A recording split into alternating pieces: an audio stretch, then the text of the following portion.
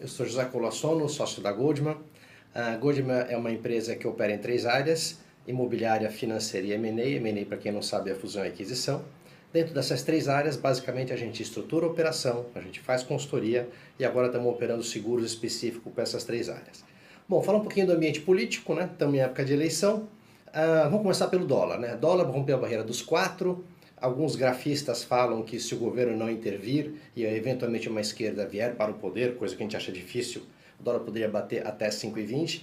Não vai acontecer. O que está acontecendo é o seguinte: para o especulador especular, ele precisa de um ambiente instável. E nada melhor do que um momento de eleição para haver especulação. Então, especulação é natural.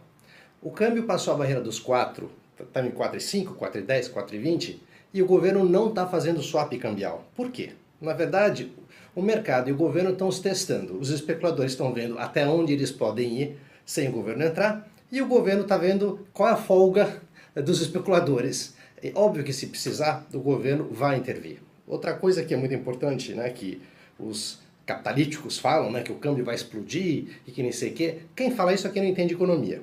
Um país que tem 380 bilhões em caixa, certo? Qualquer especulador não vai ser maluco de jogar contra, porque para jogar contra você tem que ter no mínimo o dobro desse montante em caixa para apostar contra o governo. Então, o assunto dólar esquece. Na verdade, o próprio mercado se ajusta. Os exportadores estão rindo de orelha a orelha, o povo de agrobusiness vai rachar a bucha, o povo de mineração vai rachar a bucha, ou seja, compre ações desses segmentos, porque aproveitando essa oportunidade de câmbio de 4, 4,5, 4,10, 4,20, o pessoal vai ganhar muito dinheiro, principalmente quem exporta. Então fica de olho nesse tipo de ação. Vamos falar um pouquinho do ambiente político. A vida é feita sempre entre ponto e contraponto. Depois de 14 anos de governo de esquerda, clepto, caviar e bolivariano, acabou essa fase. Ou seja, agora nós vamos viver o contraponto desse universo. Ou seja, pela lógica, o próximo presidente vai ser alguém de centro-direita. Dentro desse núcleo, eu separei basicamente 4 nomes. Nós temos Álvaro Dias, nós temos Alckmin, nós temos Amoedo e nós temos Bolsonaro. Álvaro Dias sem chance, certo? Partido pequeno, com a mensagem ainda não muito clara e muito centrada na pessoa física dele. Alckmin, um excelente nome, ótima tradição, só que Alckmin tem 2 problemas. Primeiro, a pecha de picolé de chuchu. A gente não sabe se o nome Alckmin move montanhas. E 2, por ele ter vindo da antiga política que se fazia no Brasil, o Alckmin ele é um nome um pouco exposto, né, para efeito de problemas de corrupção que possam aparecer durante a campanha. Então, em resumo, Alckmin é uma candidatura que tem um pouco o telhado de vidro. Amoedo, excelente nome, excelente iniciativa, só que o Amoedo e o partido do Amoedo, ele peca pelo purismo, ou seja, ele incorre no mesmo erro, por incrível que pareça, do seu antagônico, que é o PSOL. Ou seja, ele é tão puro, tão puro, tão puro, que ele esqueceu de jogar o game, porque ele quer mudar a regra do jogo. Só que você não consegue mudar a regra do jogo na arquibancada. Você tem que entrar no jogo, você tem que ganhar o jogo, e uma vez que você ganhou o jogo e você tem a caneta, aí sim você muda a regra que você quer. Agora, mudar o jogo da arquibancada, Moedo não vai conseguir. Então, a candidatura do Amoedo, ela peca pelo purismo. Então é o seguinte, é uma curva de aprendizado, eles vão eventualmente eleger um ou outro candidato, certo? Está errado eles não concentrarem fogo em poucos nomes, deixaram um leque muito aberto, então existe muitos candidatos para um partido ainda muito sem estrutura. Então, eventualmente, vai eleger um ou outro candidato, e aí sim, para uma próxima eleição, vai ter um pouco mais de tempo de televisão, vai ser um pouco mais organizado. Ou seja, a estratégia deles, ok, funciona, mas é de médio e longo prazo, não é para ser candidatura. Outro problema do Amoedo. O Amoedo, ele não sabe falar pobrez. Ou seja, ele é uma excelente pessoa, ele é um ótimo técnico, só que é o seguinte, ele fala muito sofisticado. Ou seja, a posição que ele se coloca é como um ótimo ministro, mas não como presidente. Para você ser presidente, você precisa falar numa linguagem que o povo entenda. Ou seja, o Amoedo fala sofisticado, e com isso não gira. Vamos falar um pouquinho agora do nome Bolsonaro. Bolsonaro vai ganhar a eleição. E vai ganhar a eleição de primeiro turno, valendo uma beer aí. Motivo, juntou 2 fatores. O fator Tiririca e o fator Donald Trump. Fator Tiririca. Bolsonaro concentrou o voto de protesto. Todo mundo que é contra o que tudo aconteceu está descarregando o voto em cima do Bolsonaro, principalmente a base eleitoral, certo? E então Bolsonaro significa voto de protesto. Outra coisa interessante é o fator Donald Trump.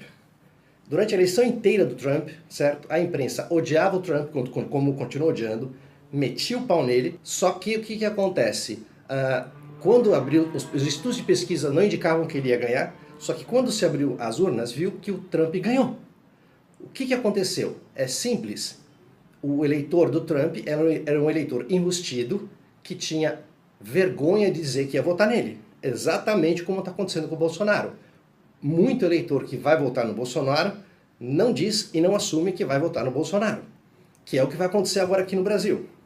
Durante a campanha inteira do Trump, todo mundo elogiava o Obama, os democratas, etc, etc, etc. E eu falava o seguinte, gente, eu morei na América há 8 anos. Aprendam. O que é bom para o mundo não necessariamente é bom para a América. O que é bom para a América é bom para o mundo. Naquele momento eleitoral, eu falava o seguinte, Obama é ótimo para o mundo, mas o melhor candidato para o americano do centro, do trabalhador, era o discurso do Trump, tanto que ele ganhou. É o que vai acontecer. Bolsonaro vai ganhar e vai ganhar de primeiro turno. Algumas pessoas falam, mas ele é instável. Concordo. Ele não é preparado. Concordo. Mas a Dilma era? O Lula era preparado? Difícil dizer, né?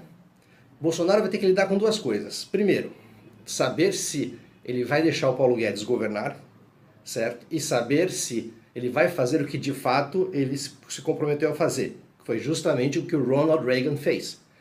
Ronald Reagan, quando assumiu o governo, ele falou o seguinte, a indicação dos cargos políticos podem ser feitas por políticos do meu partido, nenhum problema, desde que tenha uma base técnica. Ou seja, Partido Republicano quer colocar alguém na saúde? Ok, me indica 3 nomes, desde que sejam nomes de gente que entenda da saúde. Então, se a montagem do ministério, fora o Paulo Guedes, que é um espetáculo, vai ser o melhor ministro da economia que o Brasil já teve, porque ele é um liberal de direita. Se a indicação do ministério inteiro for um ministério técnico, certo? Vai ser ótimo.